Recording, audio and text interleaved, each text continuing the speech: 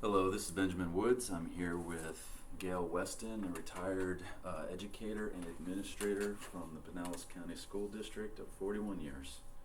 And we're just going to go over some workplace information and what the workplace was like when she was first getting started in education. So thank you, Gail, for meeting with me. Quite welcome. So just to get things started, could you talk a little bit about what the workplace was like when you first got started? Absolutely. The day that I was walking in for my very first teaching job, the Pinellas County Schools teachers were walking out. Mm-hmm. Many of them did, some did not. There was a big controversy about the walkout. I chose to go to school because it was my very first job and I had signed a contract and I felt I should honor that contract. Mm-hmm. The teachers were vying for higher salaries as well as more financial support Right. for supplies, materials and supplies. So at that point in time, the landscape for education, as far as how leadership and management was handling resources, would you say it was stable? I think it was stable as far as the resources that they had.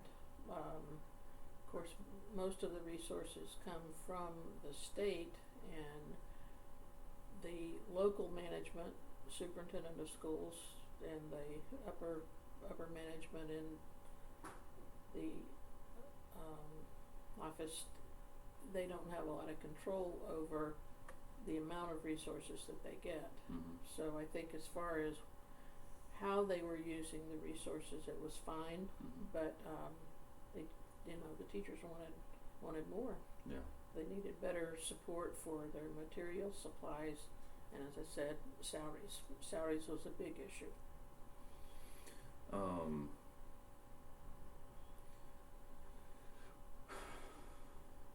Was the communication between the frontline people, the actual teachers, during that time, when you first got on the job, when you look back at when you first got on the job, would you say that part of the issue and what you're kind of pointing out here with people walking out, were there communication issues there between management, between the authority in education and the frontline people?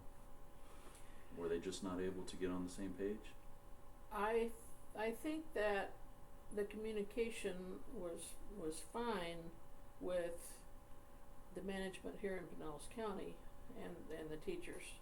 The problem more so existed with the communication, trying to communicate to the state that more funds were needed. Yeah.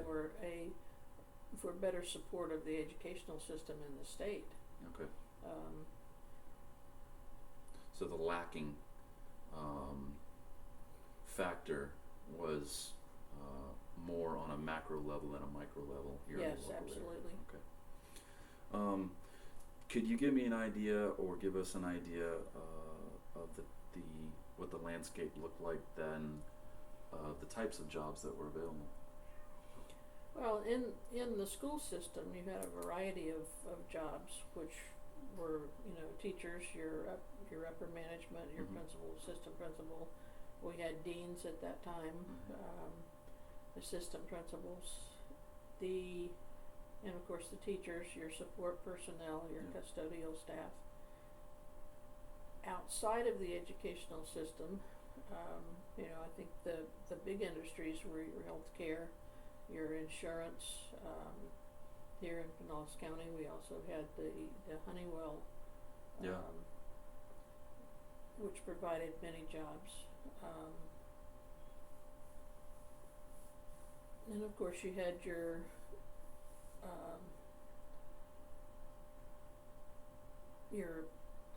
public service jobs. Yeah. And I think in Pinellas County, however, education is the biggest support Mm-hmm. for employees. employment.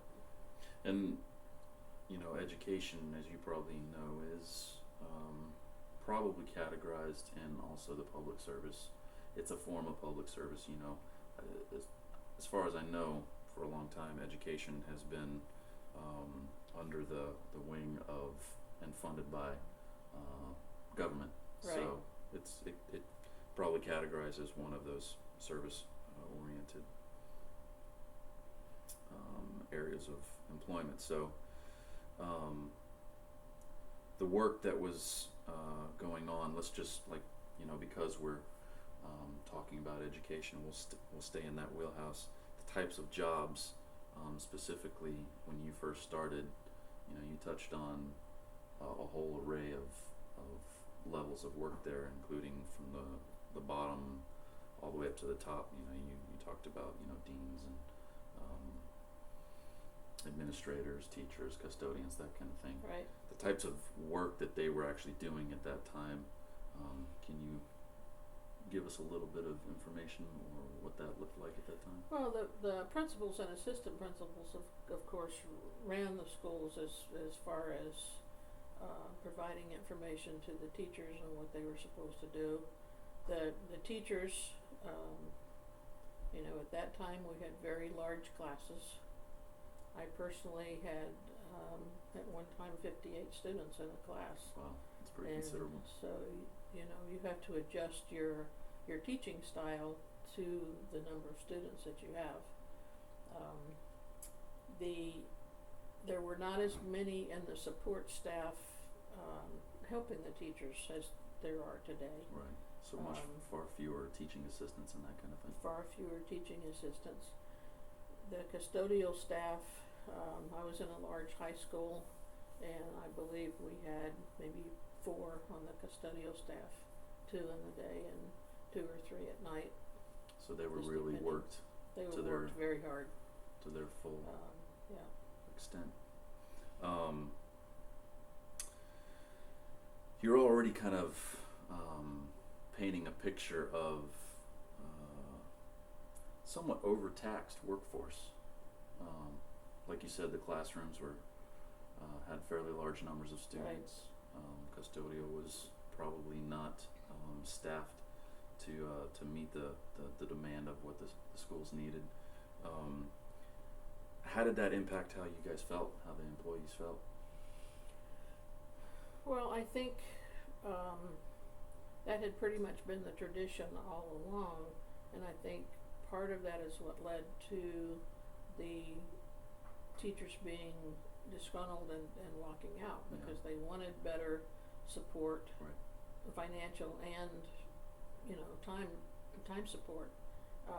I will say that when I first started, we had like 2 weeks of preschool, and now the teachers are lucky if they have a day or 2 days of preschool to get ready for their students. The time that they have to plan has never been, I would say, sufficient. Right. And even less so today. Okay. Many teachers spend their own money for supplies and materials, always have, and I'm sure always will. Yeah. You have your dedicated teachers who are going to do whatever is necessary to help their students. Right.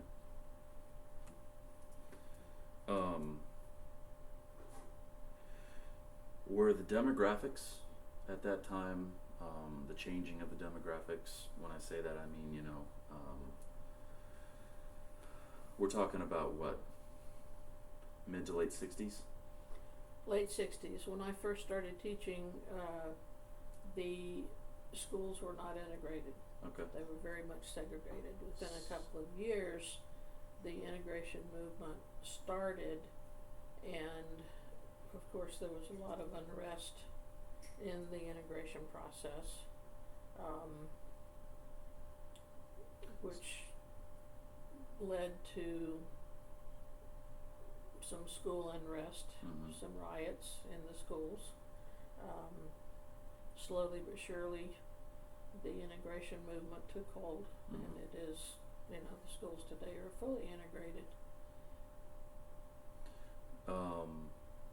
So there was already pressure, not just going on within the organization, within the education system, whether it be from top down or bottom up, but there were other pressures outside of that, the changing of the demographics going on. Oh, absolutely.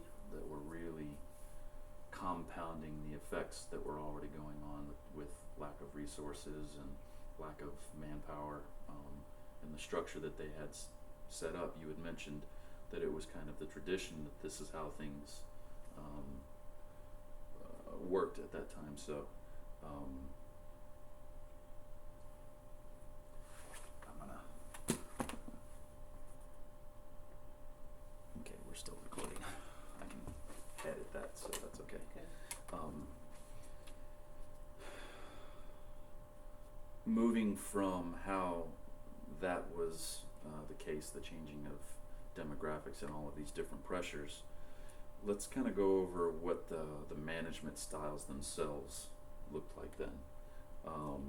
Would you, when you first started, and how you kind of assessed the landscape, the management landscape at that time, would you call it ideal? In today's standards, no, but in the standards that were common at that time, there was a top-down management, and that, as I said, that was the tradition. Slowly, that began to change somewhat with getting more input from the staff on how things were to be. Right. There's still a lot of top-down management, especially when it comes to the educational curriculum for the students. Were people employed, or was the organizational power and authority at that time, was it, you know, we keep mentioning tradition, were those who were in position of authority, and was the organizational structure for authority then really mostly traditional, and things were done based on how we've always done things, or were they really looking more to look at whether or not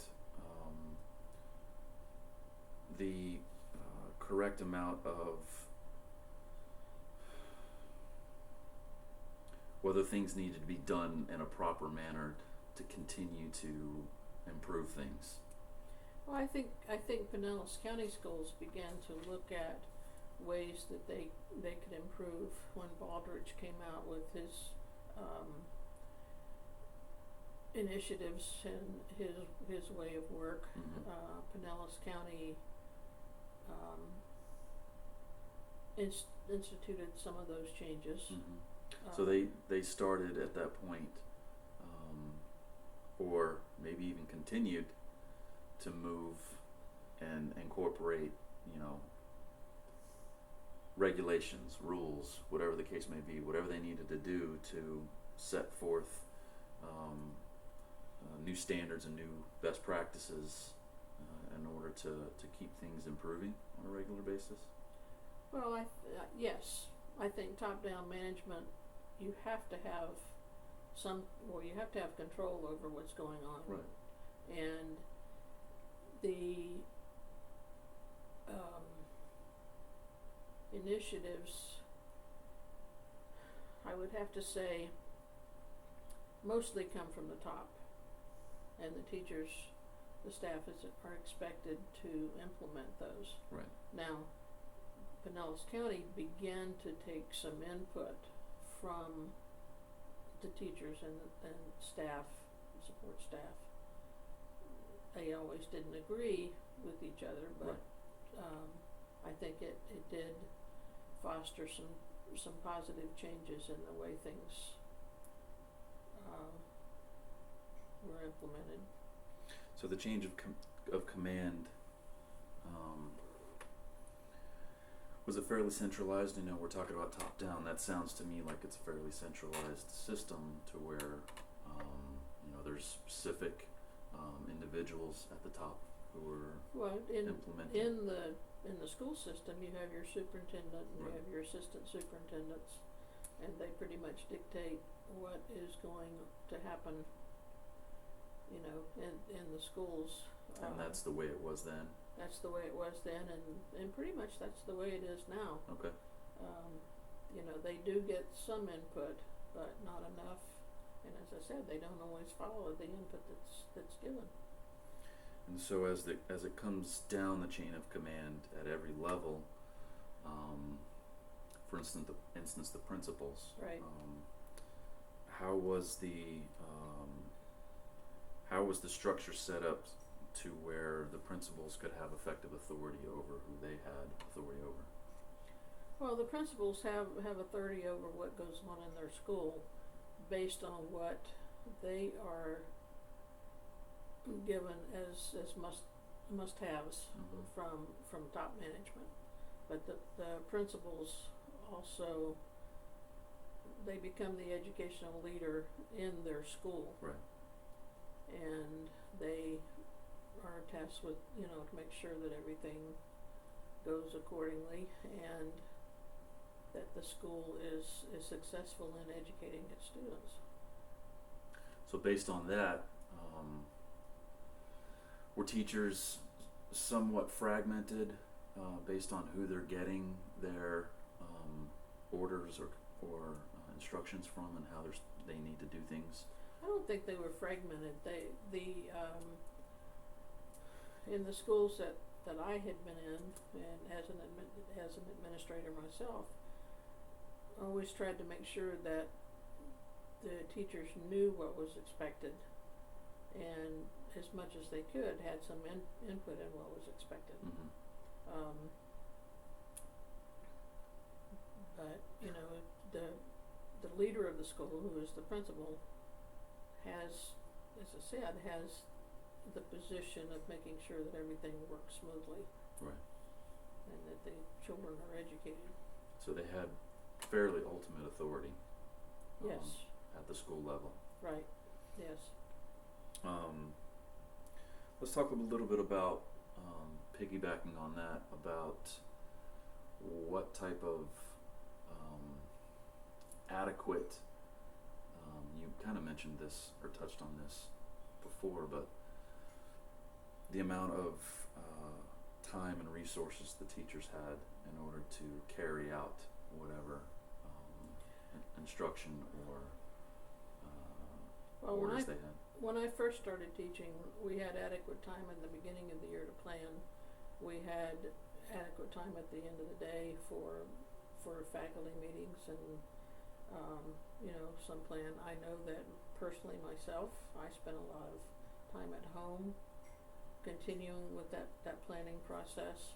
Mm-hmm. The teachers today and at the time that I retired do not have enough time. They do not have enough time to get ready preschool, Mm-hmm. and they certainly don't have enough time during the course of the day to adequately plan for what their students, you know, what is expected of their students. Or, one of the things that I'd like to mention at this point is that education has come up with what I would call canned programs, and the teachers are expected to implement these canned programs. Does that increase? That has increased in use in Pinellas County, and I would say my problem with that is that there's not adequate training for the teachers to implement the programs, and once they're being implemented, there's not adequate support. And I would also say that in some cases they don't stick with the program long enough. You know, they're always looking for new things to try, Right. which is one of the problems with the resources, because they spend millions of dollars trying to implement a program and then don't stick with it long enough to see if it works. Right. So they don't effectively beta test it.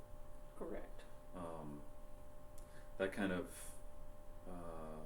tells me, someone who's on the outside of all this, that when it comes to the goals, that they may set specific goals in place, but the organization behind it, is it fairly well defined? Is it well structured? Are they fairly well organized goals? I mean, it sounds to me like they're not, if they're not willing to stick with it. I think the goals are organized. I think it's a matter of the implementation,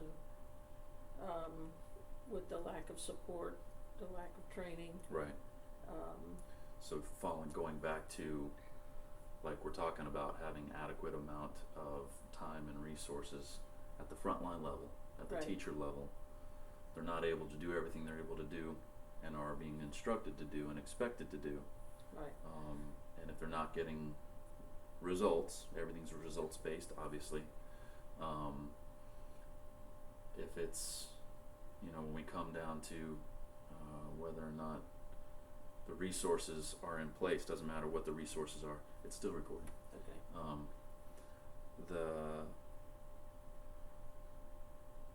One of the problems that I have with the CAM programs, many of them, is that every child is expected to be at a certain place within the program at the same time. Yeah. And that's not the way children learn. Right. And I'm just throwing And that so in as an aside. Regardless of how effective the programs are, how effective the executive and management level is expecting the process to work, they're still communicating their expectations in a manner of specific standards, regardless of whether or not every ideal situation is actually going to meet those standards. Correct. When you first started, and even up into today, and how it kind of progressed, you had said that teachers had 58 students in the classroom when you first started, or you had I had 58 students. I taught outside. The classroom teachers usually had 35 up to 40. Okay. Did that structure, was that in line with the total number of teachers that were under a specific principal? Were there more teachers per school than now, or vice versa, or was it about the same? At that time, the teacher-pupil ratio dictated from the state was much higher. As we progressed through the years, and research came out indicating smaller class sizes, Right. the teacher-pupil ratio went down, so that by the time I retired, the teacher-pupil ratio was probably down to 25 to 28. How about the principal to teacher ratio? That's pretty much stayed the same. Okay. Do you feel like the principals are tasked with too many teachers? I don't think they're tasked with too many teachers. I think the expectations of the principals is way out of line with the time that they are given. Mm-hmm. You look at most principals, especially the ones who are super dedicated, they spend way more time than they should have to take care of the things that are dictated Right. to them to do. Okay. They just don't have enough time to complete everything, so You know, some of the principals are there way past the time that they should be. Okay. 3 or 4 hours, sometimes 5. With regard to how teachers are treated, how they're rewarded as educators, can you talk to us about how when you first started and how it progressed, what that looked like? Well, I think the way teachers are treated, for the most part, is okay. When I first started, of course, we had a lot more time Mm-hmm. to get ready for students. We had more time during the day. The rewards that I don't see that those have changed a lot. So the benefits and salary. and The that kind of thing. benefits and salary have increased, but I'm talking about non-monetary rewards. Mm-hmm. I think we should be doing a lot more of that, especially since teachers have a lot more required of them. Mm-hmm. There's a lot more paperwork to do, some of it on the computer. When I first started teaching, there were no computers. Right. So everything was by hand, but today with the computers, it's very difficult for the teachers to keep up with everything.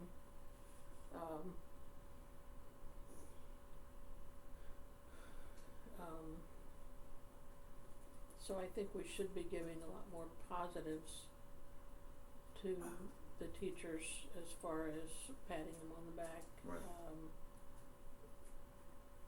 You know, giving them a high five, so to speak. Yeah. So the treatment then was okay. How was you had mentioned that, there's not enough pats on the back, there's not enough Right. attaboys. That's morale level, obviously, regardless of what industry you're in, if there's good morale in the organization, then things are probably better off. Since you first started, how would you rate or define the performance level as it relates to morale and that type of treatment from the organizational leadership? Well, I believe that the morale, when I first started teaching, the morale of most of the teachers was much higher, especially after the walkout situation got resolved. Yeah. And we did get more financial support. Mm-hmm. Not enough, but at least it was more. When you look at the teachers today, they're asked to do much more with much less. Yeah. There's not enough for adequate supplies. Well, I shouldn't say. There are adequate supplies, Mm-hmm. but they could be a lot better. Yeah. There could be a lot more. They have enough to get by. Yeah. The morale of the teachers today, I believe, is much lower than it was when I first started. Right. And I think that's because so much is being demanded of them, with not enough time to complete the tasks that they have.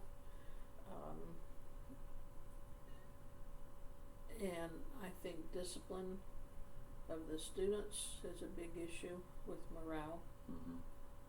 Probably the biggest, as of today. Right.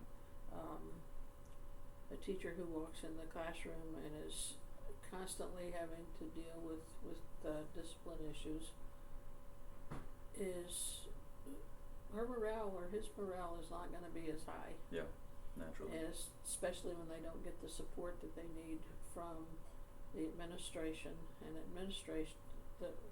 the upper administration in the school, your principals and assistant principals, Mm-hmm. don't get the support that they need from the superintendent Mm-hmm. and the assistant superintendents, The upper levels. Yeah. the upper levels. And So I does think that mean that all automatically translates into lack of communication from the leadership of the school system as a whole to the parents? I don't think it's a lack of communication. I think there's a lot of communication going on. Mm-hmm. I think it's a lack of action. Parent support is way down from when I first started. Mm-hmm. There are parents who are very dedicated to the schools, but the large majority of parents don't want to hear what's going on at school. Right. They could care less. You look after my child while he's there. I'll look after him when he's at home.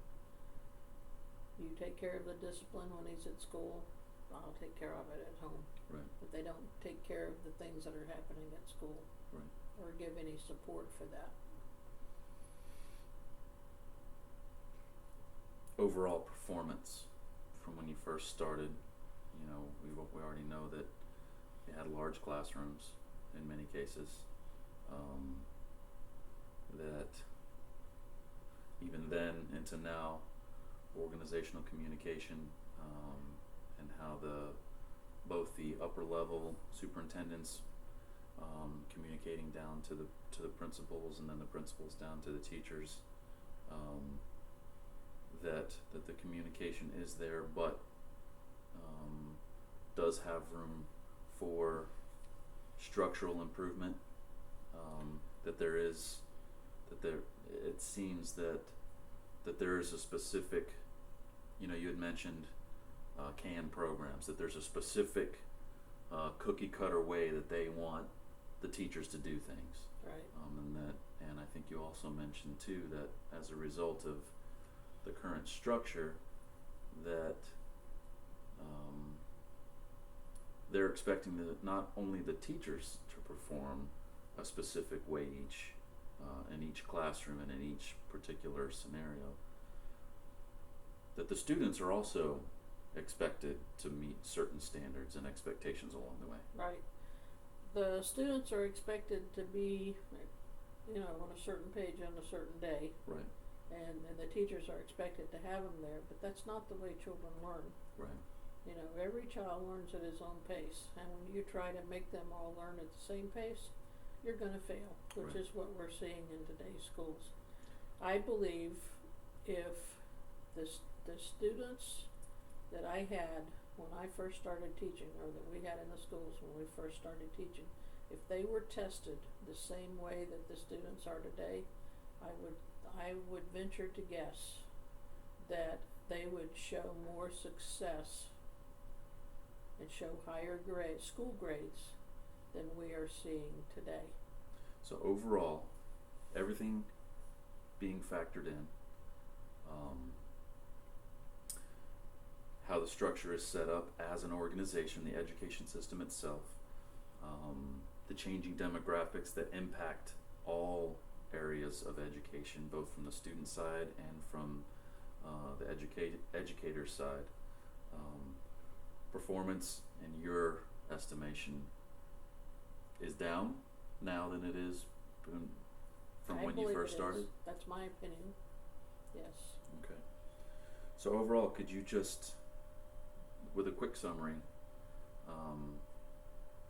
talk about the whole lifespan, or just summarize how the education system has changed since you first started? Well, I think when I first started, teachers had, as I said before, had more time to plan. They had more time during the day. They had more time to work with students. They had the ability to be creative with the students that they have. Right. Every class of students is going to be different. Right. And so the teacher finds the way best to meet the needs of those students. And they don't try to make them all work at the same pace. Right. They want them to be successful. And I think today's students, in today's system, because the creativity factor has been taken away from the teachers to a large degree, it's harder for the students to learn because the teachers are pressured into having these CAN programs and working with the program to be on a certain page on a certain day. Right. And that is just, in my estimation, that is wrong. Okay. I think the students would be much more successful if they were able to learn at their own pace. And, you know, to be successful, they have to buy in. Right. They have to have skin in the game. And you can't buy into, students can't buy into falling behind because they can't keep up, because they can't learn that fast. Yeah. And teachers are not going to buy in when they see that happening to their students. Right. No matter how hard they try. Well, out of all the things that we've covered, we can basically say that in education, from late 60s up until this point in time, the organization itself hasn't changed a whole lot from how the system is set up. What has changed is obviously there's been demographical changes. Right. The student demographic has changed. The parent demographic has changed. The expectation on the student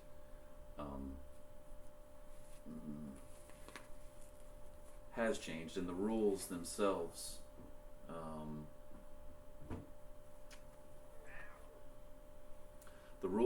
seem to inherently have changed because of all of those demographic changes. Right. Is that right? Yes. So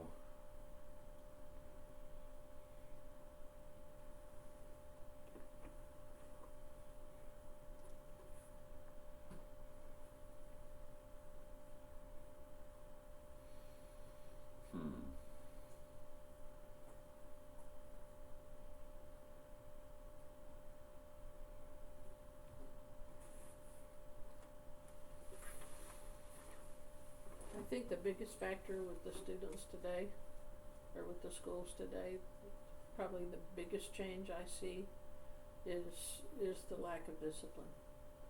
And I think when you don't have discipline and you have so many guidelines as to how you can implement discipline, or how you can work with a student on the discipline issues and involve the parents. I think that is a huge downside to where we are today. Right. Then the other thing is the amount of time that the teachers are given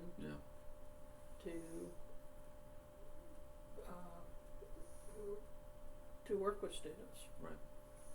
You know, when it comes to social equity, what I mean by that is how much value any particular society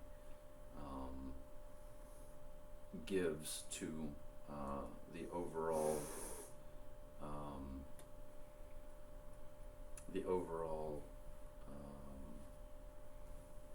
value, whether it just be in the country, whether it be globally, whatever the case may be. When it comes to social equity, education might be one of the most valuable parts of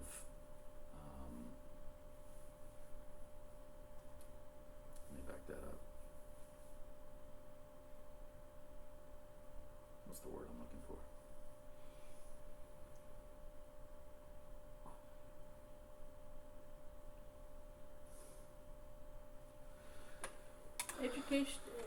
The educational setting could be a very valuable place for students to learn sociability, and because they are so, because the schools are so, their hands are so tied with that factor, I think we're missing the boat on that aspect of a child's education. I agree with you. What I'm wondering is there a connection between a potential connection between how we communicate as a society, how we communicate within organizations, and how we communicate all the way down on the micro level at the home front, which is kind of driving the overall lack of discipline, not just on the student side, but potentially a lack of discipline all the way up to the organizational leadership end. Is there enough discipline by our superintendents? Is there enough discipline by our principals? Is there enough discipline by our teachers? Everything is kind of tied together, and so is the structure of leadership in education, because that's what we're talking about, is the structure itself set up for overall success, not just in the students, but in success in education. One of the factors with the discipline issue is tied back to the monetary factor, is tied back to dollars. Mm-hmm. Schools receive a lot of money from the federal government. They receive some money from the state. The federal government has guidelines on how you can discipline students. You take your exceptional education students. You are not allowed to suspend them more than 10 days during the year. Because of that, and because of some of the exceptionalities, I think that there's not enough in place to help the exceptional ed students to be successful in the classrooms. And when you have your regular students who are not exceptional ed in the classroom, and they see some of the behavior problems from the exceptional ed students, then they're going to follow suit because they see that nothing happens. Mm-hmm. And so I think a big factor with the discipline is tied to dollars. The school superintendents know that if they don't follow the federal guidelines, they're going to lose money. Yeah. And so there's going to be even less financial support. And so their dictation to the principals is, you can't suspend, or don't suspend the students. Now, in some cases, I know that there's a fine line there between whether a student really needs to be suspended, but I think for the most part, if there are guidelines for certain discipline issues, I know there's a lot of bullying that goes on, and something has to be done with the students who become bullies. And cursing a teacher in the face is a form of bullying. Mm-hmm. And I think something has to happen with those students. And in some cases it could be something positive, Mm-hmm. so that they can learn the right way. Many students have discipline issues because they are not successful in the classroom, and that lack of success is sometimes tied back to the fact that they're expected to be at a certain place at a certain time. It all snowballs. It's like one big snowball going down the hill. Yeah. And when it hits the bottom, what happens to a snowball? It's gonna crash. Boom. And pretty soon we're going to have to rethink education and rethink the system, Mm-hmm. and get some support for everybody, all the way top down. So apples to apples, is education better off today than it was when you first started? In some aspects it is. In many aspects I do not believe it is. Right. Even with the large class sizes, when there was better discipline, and it's hard to compare the two because they're not apples and apples. They're apples and oranges, Mm-hmm. so to speak.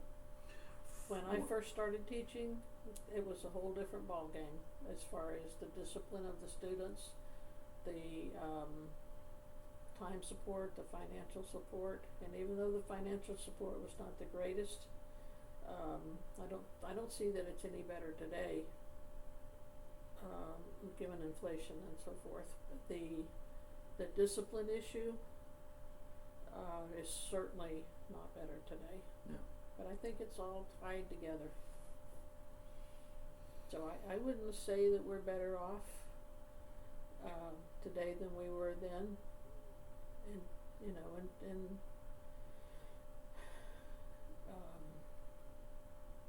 in some aspects we are. We have a lot more technology today than we did then. Yeah. Because we didn't have any then. Yeah. But if you can't use that technology in the right way, then you lose there too. Right. Well, Gail, I'm thankful that you were willing to meet with me today and Absolutely. go over some questions regarding your career and education. And I've seen a lot of changes. I hope you enjoy sticking with all of your volunteer hours that you continue to put forth towards helping our students be successful. So, thanks for meeting.